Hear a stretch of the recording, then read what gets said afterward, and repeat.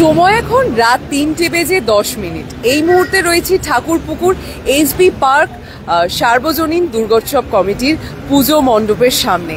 তাদের এই বছরের ভাবনা হলো ঠিক কি সেই বিষয় তো জানবই, তার আগে আপনাদের সবাইকে বলি তারা এই বছর 55 বছরে পদার্পণ করেছে এবং তাদের এই বছরের থিম হলো প্রত্নকথা। প্রত্নকথা বললেই আমাদের একেবারে ইতিহাসের কথা না বললেই নয়, এবং এই যে দুর্গাপুজো মণ্ডপে এই মুহূর্তে চলে এসেছি এবং প্রত্নকথা এই থিম শুনে বোঝাই যাচ্ছে যে যেখানে ইতিহাস এবং ঐতিহ্য মিলেমিশে একাকার হয়ে গেছে। চলে যাব একেবারে সেই প্রত্নতাত্ত্বিক যুগে, একেবারে ইতিহাসের পাতা একেবারে নাড়িয়ে চাড়িয়ে দেখব, উল্টে পাল্টে দেখব। তবে শুধুমাত্র এই মুহূর্তে আমি একা ইতিহাসের পাতা উল্টে পাল্টে দেখবো না, আমার সঙ্গে রয়েছে এখানকার একজন কর্মকর্তা। আমরা পেয়ে গেছি এত রাত্রিবেলাতেও আমরা তাকে পেয়ে গেছি, এবং প্রথমেই স্যার আপনাকে জানাই শুভ শারদীয়ার অনেক অনেক শুভেচ্ছা, শুভ চতুর্থী। আপনাদের এই বছরের থিম হলো প্রত্নকথা, এবং এই থিম সম্পর্কে যদি একটু বলেন। প্রথমেই আপনাদের শুভ শারদীয়া। এত রাতে এত কষ্ট করে এত দূরে আসার জন্য আপনাদের অসংখ্য ধন্যবাদ। আমরা পুজো করি, কষ্ট আমাদের তো হবেই। আপনারাও যে এত এনার্জি নিয়ে এখানে আসছেন এত দূর থেকে, তার জন্য অসংখ্য ধন্যবাদ। আমাদের এবারে থিম হচ্ছে প্রত্নকথা। কথাটার মধ্যে বুঝতে পারছেন যে এটা একটু ইতিহাস ভিত্তিক কাজ, এটা একটা রিসার্চমূলক কাজ।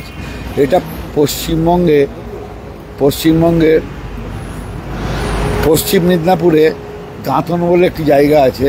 সেই দাঁতনের 5 কিলোমিটারের মধ্যে মঙ্গলবাড়ি বলে একটা গ্রাম আছে। সেই গ্রামে না একটা বড় ঢিপি ছিল, মানে আমরা যেটাকে ঢিপি বলি, সেই ঢিপি ছিল। তো 2003 সালে ক্যালকাটা ইউনিভার্সিটির আর্কিওলজি ডিপার্টমেন্টের যে হেড অশোক দত্ত, উনি বলেন না এটাকে আমাকে ঘুরে দেখতে হবে কী আছে। 2003 সাল থেকে 9 দফায় 2016 সাল পর্যন্ত এই খনন কার্য হয়। আশ্চর্যের বিষয়, 9ম দফাতে এখানে 95টা ব্রোঞ্জের বৌদ্ধ মূর্তি পাওয়া গেছে, যেগুলো আমাদের বেহালাতেই ম্যাক্সিমামটা সংরক্ষণ করা আছে। আমাদের কাজটা সেটাই। আর আমাদের একটা উদ্দেশ্য, দুর্গাপুজোতে একটা বিরাট মাস এখানে জড়ো হয়। তাদের এই যে মঙ্গলমারি সম্বন্ধে ওয়েস্ট বেঙ্গলের লোক, যেমন আমরা নালন্দা এগুলো জানি, কিন্তু ওয়েস্ট বেঙ্গলের লোক মঙ্গলমারি সম্বন্ধে জানে না। কিন্তু সেই সময়টা যদি আমরা দেখি, বা আমরা দীর্ঘ 1 বছর ধরে এটা নিয়ে পড়াশোনা করেছি, তাতে আমরা দেখেছি যে এটা কিন্তু ওই নালন্দার সময়কার সব কিছু। আরও আমরা ভেতরে গেলে আরও পরিষ্কার হবে। একেবারেই তাই, এবং এইখানে আমরা দেখতে পাচ্ছি অনেক কিছু রাখা রয়েছে, এবং এগুলোও কি সেই আপনি যে সময়কার কথা বললেন সেই সময়কারই বেশ কিছু নিদর্শন? রেপ্লিকা, সবই রেপ্লিকা। এই ইঁটগুলো ওখানে পাওয়া গেছে। ওখানে 56 রকমের ইঁট পাওয়া গেছে, 17 রকমের মূর্তি পাওয়া গেছে। তার মধ্যে 12টা মূর্তি নাম উদ্ধার করা গেছে। আর আরও এখনও পড়াশোনা চলছে এটা নিয়ে, আরও অনেক কিছু বেরোবে। সবথেকে মজার ব্যাপার হচ্ছে 20% এতদিনে খোলা সম্ভব হয়েছে। বাকি 80% খুললে কি পাওয়া যাবে সেটা কিন্তু আমরা এখনো জানি না। আশা করি এটা একটা পশ্চিমবঙ্গের একটা পর্যটন কেন্দ্র হবে নিয়ার ফিউচারে। একেবারেই তাই। আর এই মুহূর্তে এসবি পার্ক সার্বজনীন দুর্গোৎসব কমিটি, ঠাকুরপুকুর এসবি পার্ক দুর্গোৎসব কমিটির পুজো মণ্ডপে প্রবেশ করছি। তাদের এই বছরের ভাবনা হলো প্রত্নকথা, এবং আমরা দেখতে পাচ্ছি যে সামনে আবারও এটা কি রেপ্লিকা, একদম সামনে যে এখানে যা দেখছেন গোটাটাই রেপ্লিকা। আমরা কিছু আমরা ইঁট বা কিছু আমরা ওখান থেকে এই কাজটা করতে গিয়ে মঙ্গলবাড়ির লোকজন আমাদের খুবই হেল্প করেছে। সেখান থেকে আমরা কিছু সত্যি ওখানকার জিনিস পেয়েছি, যেগুলো দেখতে পাবেন। আবার পুজো হয়ে গেলে সেগুলো ফেরত চলে যাবে। বাকিটা সবটাই আমাদের এখানে বানানো। অসাধারণ ভাবনা, এবং ধীরে ধীরে আমরা মণ্ডপে কিন্তু প্রবেশ করছি। অসাধারণ। এখানেও আমরা দেখতে পাচ্ছি একেবারে ইতিহাসের ছোঁয়া, এবং ইতিহাসের মোড়কে কিন্তু সাজিয়ে তোলা হয়েছে ঠাকুরপুকুর এসবি পার্ক সার্বজনীন দুর্গোৎসব কমিটির এই বছরের পুজো মণ্ডপ। ভীষণ সুন্দর। এখানে আমরা দেখতে পাচ্ছি বেশ কিছু রেপ্লিকা। এইগুলোও কি আপনি যে সময়কার কথা বললেন যে অনেকগুলো রেপ্লিকা পাওয়া গেছে, সেগুলোর মধ্যেই অন্যতম? হ্যাঁ, একদম সবই অন্য। ওপরটা দেখুন, ওপরটা ছোট্ট কয়েন পাওয়া গিয়েছিল, সেইটা হচ্ছে এইটা। আমরা দেখতে পাচ্ছি যে ভীষণ সুন্দর, স্যার যেরকম বললেন যে মণ্ডপের উপরে ভীষণ সুন্দর একটা কয়েন পাওয়া গেছে, মুদ্রা পাওয়া গেছে, যেটাকে খুব সুন্দরভাবে প্রিজার্ভ করে রাখা হয়েছে। ঠাকুরপুকুরের এই অসাধারণ উদ্যোগকে সত্যিই কুর্নিশ জানাই, এবং এই মুহূর্তে যত মণ্ডপের ভিতরে প্রবেশ করছি আপনাদের জন্য যেরকম চমক থাকছে সেরকম আমরাও কিন্তু অনেকটাই চমকিত হচ্ছি। এবং এখানে আমরা দেখতে পাচ্ছি যে মোগলমারি ছুঁয়ে দন্তপুর নামক একটি বই, এবং এই বই সম্পর্কে যদি একটু কিছু বলেন। এই বইটা আর কিছুই নয়, এটা হচ্ছে এই মোগলমারি, এই যে 2003 থেকে 2016 সাল পর্যন্ত যারা কাজ করেছে, কি পাওয়া গেছে তাদের সমস্ত বৃত্তান্ত আছে। বইটি লিখেছেন তিনি আমাদের মণ্ডপে আমাদের সঙ্গে ওতপ্রোতভাবে আছেন, এবং তিনি কিন্তু এখানে উপস্থিত আছেন। বেশ, এবং আরেকটা বিষয় জানবার, এই বইটা কি সংগ্রহ করতে পারবে সাধারণ মানুষ? এটা কি এখান থেকেই সংগ্রহ করা সম্ভব? দেখুন, আমাদের লিমিটেড আছে তো, এমনি অ্যামাজনে বা যে কোনো ইয়েতে বললেই একদিনের মধ্যে বইটা পেয়ে যাবে। ভীষণ সুন্দর, এবং ধীরে ধীরে আমরা মণ্ডপে প্রবেশ করছি এবং দেখতে পাচ্ছি যে এখানেও বিভিন্ন ধরনের রেপ্লিকা সাজিয়ে তোলা হয়েছে, মণ্ডপকে ভীষণ সুন্দরভাবে সাজিয়ে তোলা হয়েছে।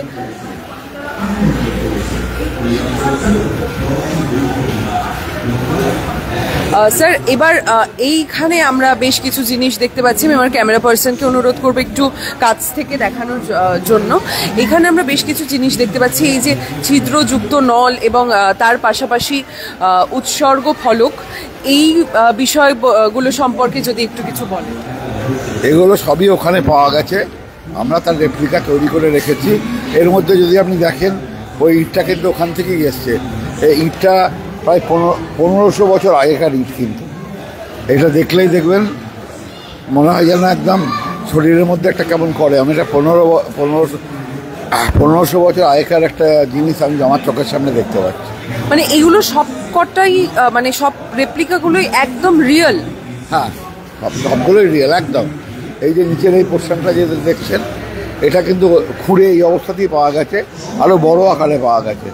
এটা এই রেপ্লিকাটা না করলে আমরা মঙ্গলমারির যে স্মেলটা, যে সেটা আমরা আনতে পারতাম না। ওটা করে বাকিটা বেশিরভাগটাই শিল্পীর তার চিন্তাধারা দিয়ে এই মণ্ডপটা বানিয়েছেন। পেছনে যদি আপনি দেখেন, একটা হিমসাগের দেখুন একটা পোর্ট্রেট আছে, এখানে সুবর্ণরেখা নদী আছে। মানে গল্পে যা জানা গেছে, যা আমরা জানতে পেরেছি, যে হিয়ংসাং এই নদী মারফত তখনকার দিনে তাম্র লিখতে এসেছিলেন। বেশ, ভীষণ সুন্দর এই থিম সম্পর্কে আমরা জানলাম, এবং একদম স্যার সোজাসুজি আমরা যদি লক্ষ্য করি তাহলে দেখতে পাবো যে একটা খুব বড় রেপ্লিকা এখানে রাখা রয়েছে।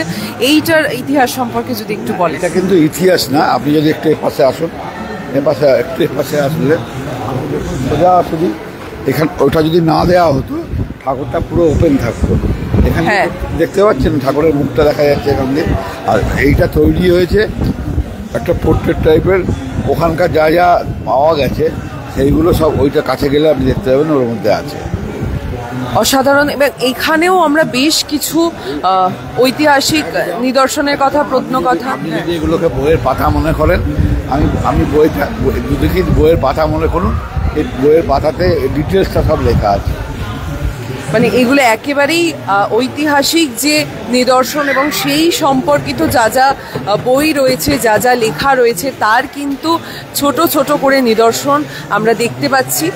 এবং যত আমরা এগোচ্ছি, আমরা কিন্তু রেপ্লিকার পাশাপাশি সমসাময়িক সময়কার বেশ কিছু কথাও জানতে পারছি। এই যে মোগলমারি এবং সেইখানকার যে প্রত্নখনন, সমস্ত কিছু সম্পর্কে কিন্তু আমরা জানতে পারছি এই থিমের মাধ্যমে।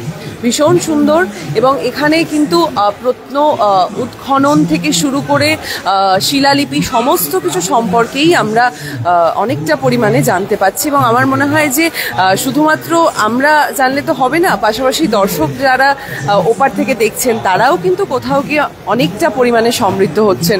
এবং স্যার, এই যে স্ট্রাকচারটার যত কাছে আসছি, এখানে দেখতে পাচ্ছি যে একটা দুর্গা মূর্তি বা এরকম কিছু স্ট্রাকচার, সবই বৌদ্ধকে বেশ করে এগুলো সবই ওখানে পাওয়া গেছে। এগুলো দিয়ে এই জিনিসটা বানানো হয়েছে। অসাধারণ। এবং আমরা সব থেকে মজার ব্যাপার সেটা হচ্ছে, আপনি যদি প্রথমেই দেখেন না, ওখানে একটা সরস্বতী মূর্তি আছে, সরস্বতীর মতন দেখতে, এবং সেটা সরস্বতীর মতন দেখতে একটা মূর্তি আছে। এইখানে যদি যান তারা আছে, সেই সময় কি এদের যখন পাওয়া গেছে, তাহলে এগুলোর আরাধনা নিশ্চয় সেই সময় হতো। অত বছর আগে এরাও যখন ছিল, 20% খনন কার্যের পর এটুকু পাওয়া গেছে। তা আমাদের শিল্পীর ধারণা বাকি 80% খরা হলে আমরা সামনে গিয়ে যাকে দেখব তাকেও কি আমরা পাবো, এটাই কিন্তু আমাদের প্রশ্ন। একেবারেই তাই। আমরা ধীরে ধীরে একেবারে মায়ের কাছে পৌঁছে যাচ্ছি এবং মণ্ডপের কাছাকাছি প্রবেশ করছি, এবং আপনাদের জন্য তো চমক রয়েছে। আমার মনে হচ্ছে এই মুহূর্তে যারা লাইভটা দেখছেন তাদের জন্যও কিন্তু এটা একটা চমক। তারাও হয়তো নিজেদের এই উত্তেজনাটা ধরে রাখতে পারছেন না। এবং এখানে আমরা বেশ কিছু ছবি দেখতে পাচ্ছি স্যার। এই ছবিগুলো সম্পর্কে, এগুলো কি সেই সময় যে খনন কার্য যে সময় চলছে? আপনি যদি দেখেন, ওই যে মঙ্গলমালী খনন চিত্রের অংশ 2003 থেকে 2016, এগুলো সবগুলো সেই সময়কার তোলা। আর এই গর্ভগৃহটা কিন্তু ওখানে পাওয়া গেছে। বেশ, আমি আমার ক্যামেরা পার্সনকে অনুরোধ করব এবার এই গর্ভগৃহ সরাসরি আমার দর্শকদের সামনে তুলে ধরার জন্য। ধীরে ধীরে আমরা একেবারে মায়ের কাছাকাছি পৌঁছে যাচ্ছি এবং দেখতে পাচ্ছি যে ভীষণ সুন্দরভাবে মাকে সাজিয়ে রাখা হয়েছে। এবং এই যে স্যার একটু আগে বললেন যে মাকেও আমরা যেইভাবে এই মুহূর্তে পাচ্ছি, তাকেও কি আমরা সরাসরিভাবে একেবারে নিজের করে পাচ্ছি, এই একটা কোথাও গিয়ে এই প্রশ্ন চিহ্ন, কিন্তু এই প্রশ্নও তুলে ধরা হয়েছে এই থিমের মাধ্যমে এবং ভীষণ সুন্দরভাবে সাজিয়ে তোলা হয়েছে মাকে আমরা দেখতে পাচ্ছি।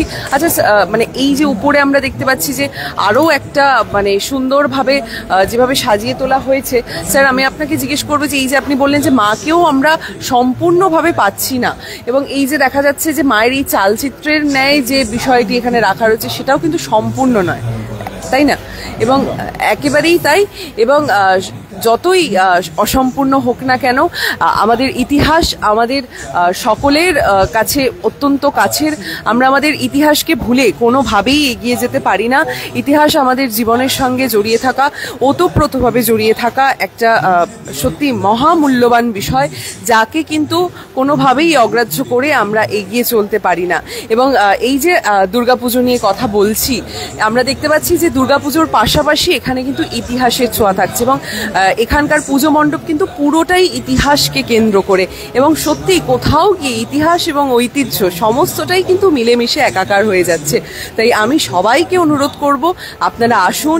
ঠাকুরপুকুর এসবি পার্ক সার্বজনীন দুর্গোৎসব কমিটির এই বছরের থিম হলো প্রত্নকথা, এবং আসুন এখানকার মণ্ডপ দর্শন করুন। আমার মনে হয় আপনাদেরও ভালো লাগবে। এবং সত্যি ইতিহাস তো আমাদের জীবনের একটা অংশ। ইতিহাসের কথা জানতে কার না ভালো লাগে, তাই না? আর শুধুমাত্র এই যে স্যার একটু আগে বলছিলেন যে বইয়ের পাতা উল্টে পাল্টে দেখলেই তো হবে না, সেই সম্পর্কে জানতে হবে এবং হাতে কলমে জানতে হবে। সেই বিষয়েই কিন্তু গড়ে তোলা হয়েছে এইবারের মণ্ডপসজ্জা। এবং স্যার যেটা বললেন যে আমরা আমাদের মাকে কিন্তু সম্পূর্ণভাবে পাচ্ছি না, মাও কিন্তু আমাদের সেই ঐতিহাসিকভাবে আমাদের সামনে এসে ধরা দিয়েছেন। এবং যতই অসম্পূর্ণ হোক না কেন, আমাদের কাছে মা তো মাই হয়, ইতিহাসও ইতিহাসই হয়। তাকে যত্নে আগলে গড়ে রাখার দায়িত্বও কিন্তু আমাদের। এবং সবাইকে জানাই শুভ শারদীয়ার অনেক অনেক শুভেচ্ছা, শুভ চতুর্থীর অনেক অনেক শুভেচ্ছা। ক্যামেরা পার্সন সিমরানের সঙ্গে এতক্ষণ সঙ্গে ছিলাম আমি অস্মিতা।